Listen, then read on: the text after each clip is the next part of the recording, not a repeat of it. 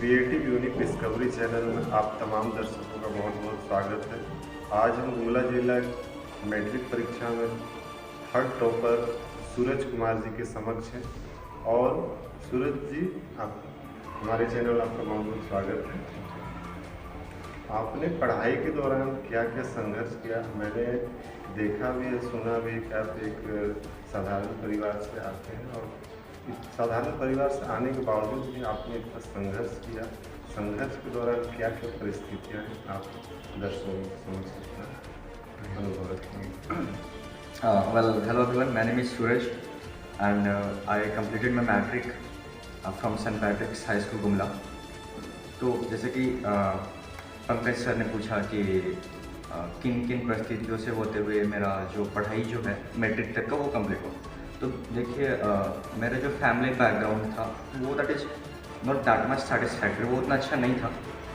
क्योंकि मैं छत्तीसगढ़ से आता हूँ, एंड देन बचपन में ही मेरे नाना वहाँ से ले आए थे यहाँ कि मीन्स लाइक मैं पढ़ाऊँगा ऐसे बोल के। एंड देन क्योंकि गांव का माहौल जो है आप जानते होंगे, सोगड़ा को इलाका है, तो उधर के जो इलाका है बेसिकली उस इलाका में अगर आप 10 साल पहले या 15 साल पहले अगर न्यूज़पेपर पढ़ते तो आपको हेडलाइन मिलते टेररिज्म के बारे में। तो क्योंकि अगर उस तरीके के इलाके में अगर आप रहेंगे तो पढ़ना नामुमकिन होता है। तो उन सब चीज़ों को देखते हुए मेरे नाना ने मेरे को हॉस्टल में डाला। एंड शुरू में तो मैं UKG से ही रहना स्टार्ट किया मैं हॉस्टल में, क्योंकि पढ़ने का जो माहौल होता है आप देखिए, बोला जाता है कि जिस जगह पे मान लीजिए कोई एक बीज है, पेड़ का बीज है, तो अगर उसको आप एक गलत मिट्टी में डाल देंगे, फिर उपजाऊ मिट्टी में नहीं डालेंगे, तो वो जो पेड़ जो था वो बड़ा वृक्ष बन सकता था। वो क्योंकि उसमें सही प्रॉपर मिट्टी नहीं मिला, इसके कारण से वो बड़ा वृक्ष नहीं बन पाता या फिर वो प्रस्फुटित ही नहीं हो पाता। तो इसीलिए एक उसको कोई भी चीज़ होता है, फिर कुछ भी चीज़ मान लीजिए स्टूडेंट को अगर आप एक प्रॉपर इन्वायरमेंट नहीं देंगे तो वो नहीं बढ़ पाएंगे आगे। तो इस सभी चीज़ों को सोचते हुए मेरे नाना मैंने हॉस्टल में डाला, क्योंकि हॉस्टल में पढ़ाई का जो माहौल होता है वो काफ़ी अच्छा होता है।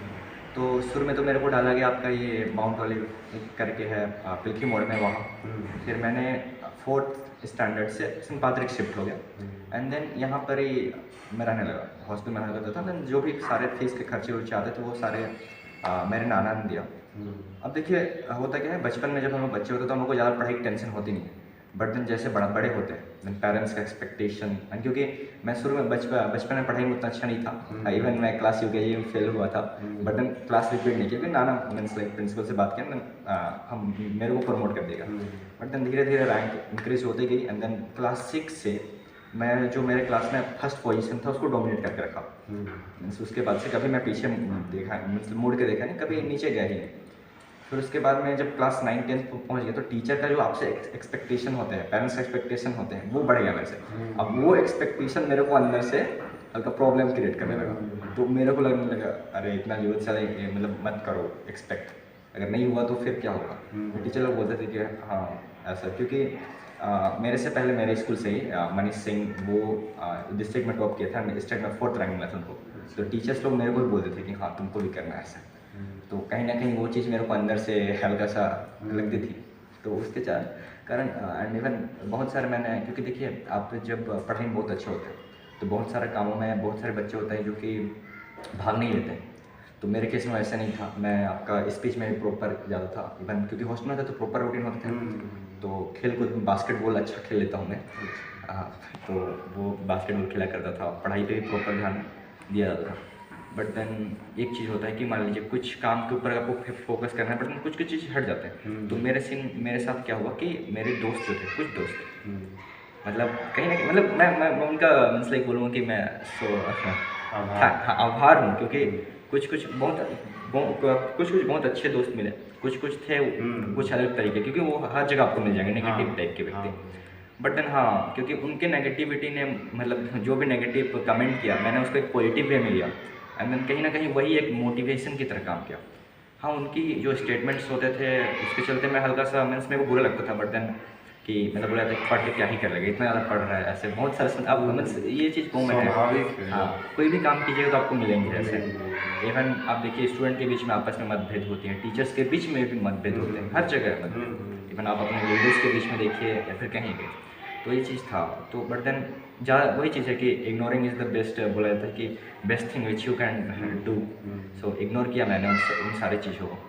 एंड देन दिसंबर का महीना मेरे लिए बहुत ज़्यादा टफ था, क्योंकि ऐसा टीनेजर मीन्स लाइक आप किशोर अवस्था में होते हैं, तो इसलिए आपको मालूम हो कि बहुत सारी चीज़ें फालतू का, मतलब ओवर थिंक बोलते हैं हम लोग, बेमतलब का सोचते हैं। तो कहीं ना कहीं वो सब सारी चीज़ें थे।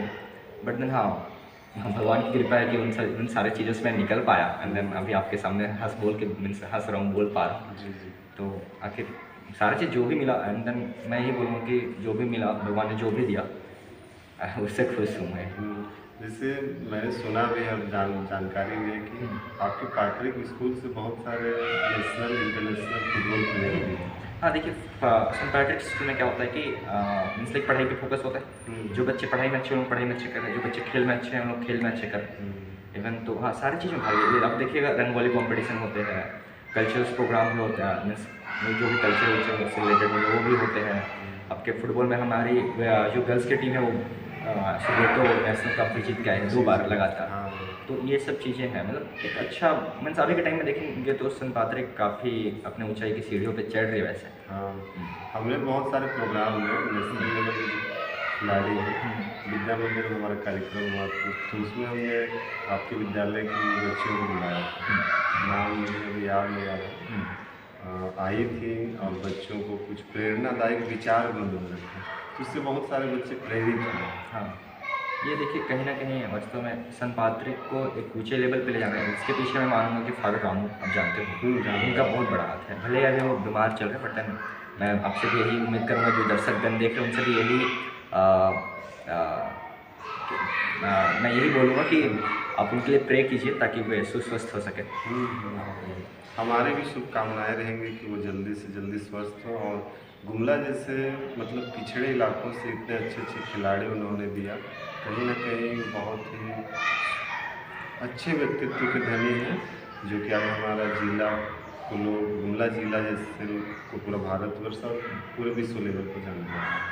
तो सूरज जी, विद्यालय जीवन में आप किन किन मोटिवेशनल स्पीकरों और शिक्षकों से क्या क्या प्रेरणा के साथ मिली है? देखिए, मोटिवेशन की जहाँ तक बात है तो मैं अपने के लिए सबसे पहला चीज़ है तो मैं लॉर्ड कृष्णा, क्योंकि मैं भगवत गीता पढ़ा करता था। मैं लिटरली बताऊँ, मैं भगवत गीता पढ़ा करता था। बेसिकली मैं ज़्यादा स्पिरिचुअल व्यक्ति नहीं हूँ, बट देन कहीं ना कहीं मैं भगवत गीता, मेरे को अच्छा मीन्स लाइक अच्छे संगति मिला, जिसके कारण मैं भगवत गीता पढ़ा करता हूँ। दोस्त अच्छे मिले कि बोले कि हाँ एक बार आप भगवत गीता ट्राई कीजिए। तो मैं पढ़ा, एंड देन शुरू में तो मेरे को समझ में नहीं आया पूरा मीन्स लाइक, क्योंकि उतना बड़ा बुक भी है। एंड देन शुरू में समझ में आया, बट देन सेकेंड टाइम जब पढ़ा तो कुछ मेरे को समझ में आया। एंड देन कहीं ना कहीं वो एक पॉजिटिविटी लाती है अपने अंदर। तो वो चीज़ था सबसे पहली मोटिवेशन। सेकंड मोटिवेशन मैं आपका, जैसे कि APJ अब्दुल कलाम सर, उनको मैं बहुत मानता हूँ, इवन दिल से फॉलो करता हूँ। एंड जहाँ तक बात है टीचर्स, तो मेरे लिए टीचर्स हो गए, मेरे पेरेंट्स हो गए। एंड देखिए, जिस प्रकार के मैं फैमिली बैकग्राउंड से आता हूँ, फिर जिस विलेज से आता हूँ, तो वहाँ का जो माहौल है वो लिटरली मेरे को एक मोटिवेट करता है। क्योंकि अगर मान लीजिए आप अगर उस तरीके के इलाके से आ रहे हो, तो मैं लिटरली आपको बोलूँगा अलग से आपको मोटिवेशन की ज़रूरत नहीं पड़ती।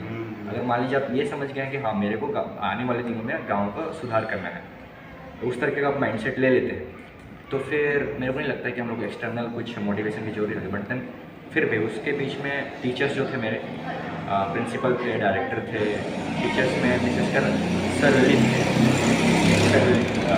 करके, तो उनके पास मैं ऐसा, मेरे पर्सनल ट्यूटर भी थे एंड पर्सनल गाइड भी मेरे को बहुत ज़्यादा करते थे। एंड नहीं, टीचर्स बहुत सारे थे, बट उनमें से मैं एक नाम बता रहा हूँ, सर ललित, काफ़ी अच्छे गाइड किए। तो वही टीचर्स हो गए, ओबियसली गॉड हो गया, एंड देन सो उन सारे लोगों की मदद से ही मैं मोटिवेशन मिलती थी। जैसे आपने बोला कि भगवत गीता हमने पढ़ा, तो भगवत गीता कहीं ना कहीं हमको जीवन जीने की कला सिखाती है। अगर आज का छात्र को अगर आध्यात्म में रुचि जो रखते हैं, और भगवत गीता किसी खास धार्मिक समुदाय की नहीं, लेकिन लोग समझते हैं खास धार्मिक समुदाय, APJ अब्दुल कलाम ने उनसे पढ़ा। बहुत सारे ऐसे महान व्यक्तित्व हैं जो उनको पढ़कर उनके द्वारा बहुत कुछ सीखने को मिलता है। तो मैं तो आपके द्वारा, और मैं अपने आप में मैं कहना चाहता हूँ दर्शकों से कि वे अपनी सभ्यता, संस्कृति और हमारी पौराणिक गाथा को जानना चाहते हैं, तो कहीं ना कहीं भगवत गीता पढ़ें, उसे अपनाने का प्रयास करें, तो उनके जीवन में आप जो भी चाहना हो पूरा हो सकता है। तो अंतिम रूप से मैं आपसे जानना चाहूँगा सूरज जी कि आप आने वाले समय में पढ़ाई के बाद क्या करना चाहते हैं, क्या बनना चाहते हैं? सबसे पहला चीज़, हाँ ये क्वेश्चन देखिए, एक तरह से देखा है तो काफ़ी बड़ी क्वेश्चन है अपने आप में, या फिर बोले बहुत डीप मीनिंग रखती है, क्या बनना चाहते हैं। जी जी जी सबसे पहले तो उसको इस सवाल का जवाब देने के लिए हमें पहले ये जानना चाहिए कि अभी करेंटली मैं क्या हूँ, जी जी means who I am, and then future में क्या बनना चाहता हूँ। तो लिटरली अगर एक वाक्य में बोलूँ तो एक अच्छा इंसान बनना, to become a good human being, वही एक फाइनल चीज़ है। बहुत बट देन हाँ, ये देखिए, एक अच्छा इंसान बनना ही अभी के टाइम में मेरे को लगता है बहुत बड़ी चीज़ है। एंड मान लीजिए आप आगे एक IAS ऑफिसर बन जाते हैं, या तो फिर एक डॉक्टर बन जाते हैं, इंजीनियर बन, ठीक है बनिए, आप ऑब्वियसली बहुत सारे इंसान बन रहे हैं। बट देन अगर आप उन सारे चीज़ बनने के बाद अगर आपके अंदर मॉरल वैल्यूज़ नहीं है, या फिर आप अच्छे से इंसान से बिहेव नहीं कर पा रहे, तो कुछ फ़ायदा नहीं है, मतलब कुछ फ़ायदा नहीं है। तो लिटरली मैं यही बोलना चाहूँगा, एक अच्छे इंसान बनना। वैसे तो मेरे एम्स है कि मैं सॉफ्टवेयर इंजीनियरिंग करने के बाद ये आपका एडमिनिस्ट्रेटिव फील्ड में जाना चाहता हूँ, क्योंकि ऑब्वियसली गाँव के लिए कुछ तो करना है। जी जी आपने कहा कि मुझे एक अच्छा इंसान बनना है, बहुत आपका अच्छा सोच है, क्योंकि एक अच्छा इंसान ही एक अच्छे राष्ट्र के निर्माण में योगदान दे सकता है। सबसे पहला मैं तो सभी छात्रों से यही कहूँगा कि सबसे पहला प्रयास होना चाहिए कि हम एक अच्छा इंसान बने। अच्छा इंसान बनेंगे, उसके बाद जो भी हमारा कर्तव्य होगा, चाहे वो IAS हो, IPS हो, सॉफ्टवेयर इंजीनियर हो, किसी भी क्षेत्र में हम जाएंगे तो उससे हम राष्ट्र को, देश को और समाज को कुछ नया दे सकते हैं। आपने सॉफ्टवेयर इंजीनियरिंग का कोर्स करने जा रहे हैं, तो हमारे देश के जो पूर्व राष्ट्रपति महोदय स्वर्गीय डॉक्टर APJ अब्दुल कलाम ने देश के लिए कुछ नया दिया। तो आप भी प्रयास कीजिए कि मैं कुछ ऐसा चीज़ आविष्कार करूँ जो देश के लिए, पूरे समाज के लिए, पूरे राष्ट्र के लिए कुछ नया करूँ। डेफिनेटली, ज़रूर मेरी तरफ से एक प्रयास रहे कि हाँ मैं अपने देश के लिए काम आ सकूँ। जी, और मैं ये भी अंतिम रूप से बोलना चाहता हूँ कि हमें अपने जीवन में आज परिस्थितियाँ जो बन रही, प्रकृति का इतना ह्रास हो रहा है, आज मॉरल वैल्यू घट रहे हैं, आज जो समस्याएं समाज में आ रही, तो इन सभी चीज़ों को देखते हुए प्रत्येक विद्यार्थियों को अब बचपन से ही संकल्प लेना चाहिए कि मैं अपने जीवन में समाज, राष्ट्र के लिए कुछ समय भी दूँ। अगर 24 घंटा है तो आधा घंटा देने का प्रयास करना चाहिए। उससे कहीं ना कहीं हमारे अंदर जो बौद्धिक क्षमता है उसका विकास होता है। अच्छे जो सोच वाले लोग रहते हैं वे बड़े बनते हैं। तो बहुत बहुत धन्यवाद सूरज जी। हाँ, उससे पहले मैं एक चीज़ बोलना चाहूँगा, मेरे जो स्टूडेंट भाई लोग हैं उन लोग के लिए जी। तो फिर स्टूडेंट दीदी लोग हैं, भैया लोग हैं, उन लोग के लिए एक चीज़ बोलूँगा कि देखिए, स्टडी करना इंपॉर्टेंट है, बट देन उसके अलावा भी जीवन है, बस स्टडी पे ध्यान मत दीजिए। मतलब कि मैं ये लिटरली ये नहीं बोल रहा हूँ कि स्टडी पे ध्यान मत दीजिए। कहने का मतलब है कि आप सारे चीज़ में भाग लेने की कोशिश करिए, एक्स्ट्रा स्किल डेवलप कीजिए, क्योंकि अभी के टाइम में बस पढ़ाई पे ध्यान देना ही इंपॉर्टेंट नहीं है आपका, क्योंकि इससे बस मेंटल हेल्थ तो आपका ग्रो करेगा, बट फिजिकल हेल्थ बहुत ज़्यादा जरूरी है। तो खेलिए भी, लाइफ को एंजॉय कीजिए और एक अच्छे इंसान बनिए। और अभी के टाइम में डिस्ट्रैक्शन बहुत ज़्यादा है, वो ऐसा आपका सोशल मीडिया होगी, इंस्टाग्राम होगी, फेसबुक होगी, यूट्यूब होगी, इवन फ्रेंड्स, क्योंकि अभी के फ्रेंड सर्कल को मैं बोलूँगा अच्छे दोस्त बनाइए, अच्छे से खान पान पे ध्यान दिया जाए, फिजिकल अपने शरीर पे भी ध्यान दें, अपने मेंटल हेल्थ पे ध्यान दें, सही ठीक बात है, अच्छी बात है। बट देन मैं बोलूँगा कि सारी चीज़ों पे ध्यान दें एंड या enjoy your life. Thank you. In the era of lots of distraction, don't get distracted but be motivated. बहुत बहुत धन्यवाद। Thank you.